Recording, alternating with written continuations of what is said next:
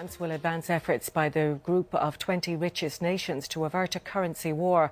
French Finance Minister Christine Lagarde said today she would advance efforts to reform the international monetary system during France's presidency of the G20.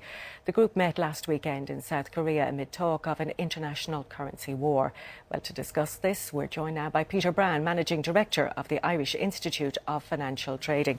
Peter, what is a currency war and how could it affect Ireland?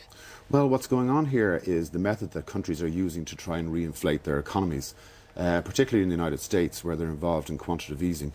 Now, they're expected next week to do what they're saying is QE2, which is the second round of quantitative easing, which is basically printing money.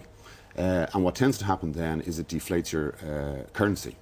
And people are worried that there's now a mood abroad by economies to all try to get their currency down as low as possible so they can export more.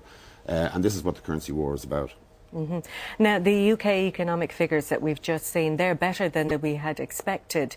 What does that mean for Irish exporters? Is it good news? Well, I think the UK figures are a one-off. Right, and I think we'll see the effects of the budget towards the end of this year and in the first quarter, where I think the UK economy will weaken slightly.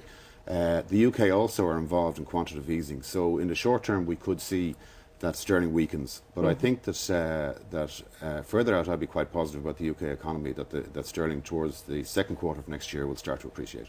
And why is the euro trading so strongly when so many countries in the eurozone have debt problems? Well, at the present, the debt problem is off the agenda. Now, the European Central Bank have taken a much more cautious stance on quantitative easing. So they're the other side of the coin, if you like, that the euro will appreciate while other economies do their quantitative easing. But the debt crisis in Europe is not a story that's gone away forever, and I think next year that could come back. So I think that the alarmist fears about this currency war, I think, could be offset by the fact that the euro has problems in its own regard with regard to the debt situation. Peter Brown, thank you very much. Thank you.